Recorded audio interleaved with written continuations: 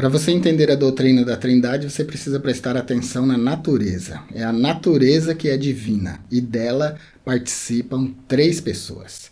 Quando a gente olha para o Evangelho de São João, capítulo 1 e versículo 1, a gente vê a Bíblia dizendo que no princípio era o Verbo, e o Verbo estava com Deus, e o Verbo era Deus. Esse ponto é importante a gente entender, porque esse princípio de João ele é mais antigo do que o princípio do Gênesis. No princípio de João, o princípio de João aponta para a eternidade. O princípio do Gênesis aponta para a criação. O princípio do Gênesis está dentro do tempo, está dentro da nossa linha existencial. O princípio de João está fora do tempo, está na eternidade. Esse verbo estava com Deus antes de todas as coisas serem criadas. E é por ele, nele, a partir dele, que todas as coisas são criadas e sustentadas. Então, a doutrina da Trindade precisa ser aceita pela fé. Se não for pela fé, você não vai conseguir assentar no seu entendimento essa questão, tá bom? Como é que alguém que encarnou faz parte da divindade? Mas não é muito difícil da gente entender se a gente olhar, por exemplo, para a natureza humana. Da natureza humana participam 8 bilhões de pessoas. Todos nós somos seres humanos. Eu sou uma pessoa, você é outra pessoa e nós dois somos humanos. Então Deus e Jesus Cristo são duas pessoas e são divinos, são Deus. O Espírito Santo é outra pessoa e é divino, ele é Deus. Então nós temos aí três pessoas dentro da natureza divina.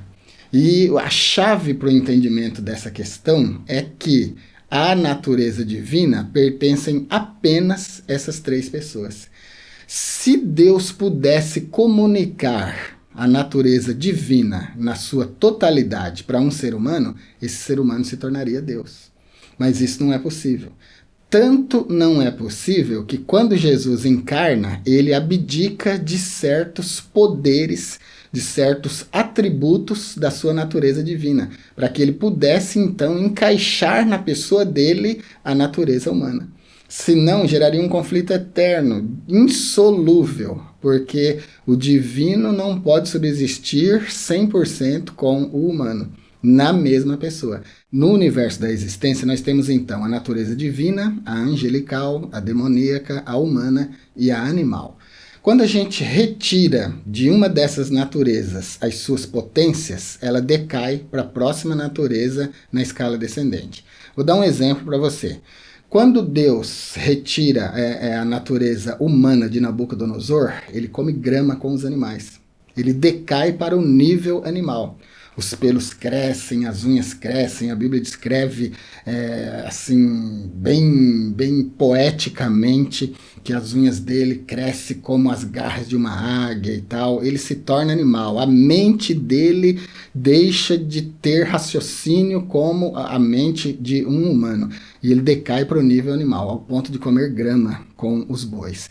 Isso foi o que aconteceu. Um transtorno da natureza humana de Nabucodonosor. E ele cai, então, do nível humano para o nível animal. E fica 7 anos nesse estado. Se de alguma forma inescrutável, mas vamos abrir um parêntese aqui e colocar dentro a palavra impossível. Mas se de alguma forma inescrutável a natureza de Deus pudesse ser retirada dele, ele cairia para a próxima, abaixo da dele. E assim por diante. Então, o que eu estou falando aqui é lógica, tá bom? Não é muito difícil de entender. Então, o que a gente precisa entender? Que existe uma natureza no universo da existência que se chama Deus. Uma natureza divina. E dessa natureza participam 3 pessoas eternas: o Pai, o Filho e o Espírito Santo. Num dado momento da existência, Deus decide criar a natureza humana. Ele cria. A natureza diabólica já existia, então ela vem e tenta a natureza humana, e a natureza humana se rebela então contra o Criador, onibenevolente, perfeito, naturalmente bom, e todas as qualidades que você conhece de Deus. Aí o homem peca, se rebelando contra Deus, e então ele passa a necessitar de um Salvador. É aí que entra o processo da encarnação do Verbo. Porque pecador não salva pecador. né? O homem como pecador e todos os descendentes dele participam da natureza humana, e agora a natureza humana decaída, a natureza humana em pecado. E qualquer ser humano que se aventurasse morrer pela humanidade seria uma morte em vão, porque pecador morrendo por pecador não traz salvação. É aí que Deus, o próprio Deus Criador, que criou essa natureza humana, que agora foi enganada pela natureza diabólica, caiu, se rebelou, agora está em pecado, está afastada de Deus, ela é socorrida, ajudada pelo próprio Deus. As seitas e as religiões, com as suas soteriologias, com as suas formas de entendimento do plano de salvação e da própria divindade, elas cada uma entregou a sua perspectiva de Deus, a sua perspectiva de salvação, o seu entendimento sobre pecado, sobre humanidade, sobre natureza e tudo mais. Então, quando a gente olha para certas religiões ou seitas influentes no mundo que defendem que Deus é único e dizem que a Trindade não é uma doutrina aceitável, a gente tende a se tornar partidário, né? Mas também, se você quiser aceitar a doutrina da Trindade, existem também religiões extremamente fortes, poderosas na Terra, que defendem a doutrina da Trindade. Então, para a gente entender essa questão, a gente precisa primeiro deixar todo o preconceito e tentar entender a Escritura de um ponto de vista completamente livre. Tentar entender com um coração aberto, sem preconceito. Porque o preconceito já traz um entendimento. E ele atrapalha a aceitação de novos entendimentos. Eu não vou reivindicar aqui nesse vídeo versículos que tentam provar que Jesus Cristo é Deus, né? A não ser o que eu já citei de João, capítulo 1, versículo 1, que eu acho que é o versículo mais extremo, mais famoso, que declara de forma mais aberta que Jesus Cristo é Deus, que o verbo é divino, tá bom? Eu não tenho a intenção aqui. Aliás, eu não tenho nem a intenção de converter ninguém ou de convencer ninguém, eu só quero explicar. Se você prestar atenção aqui no nosso canal, nos nossos vídeos, a única intenção minha é explicar. O que eu faço aqui é mostrar a lógica do meu pensamento, aquilo que eu acho lógico. O que eu tento fazer aqui no canal é mostrar o meu entendimento das Escrituras. Se o meu entendimento das Escrituras assentar bem no seu entendimento, ótimo. A Escritura vai convencer você. Até porque aqui, dos 600 vídeos que nós temos aqui no canal, nenhum é tendencioso, né? Nenhum fala das minhas próprias opiniões. Aqui não tem a minha própria opinião. Tem tentativa de interpretação bíblica de forma hermenêutica, etimológica e lógica das Escrituras, invocando um contexto textual, histórico, poético, profético, sempre fazendo uso da melhor hermenêutica e da melhor exegese. Então, a questão da Trindade é muito mais uma questão de fé do que de raciocínio. Embora que fé e razão podem caminhar juntas, sim.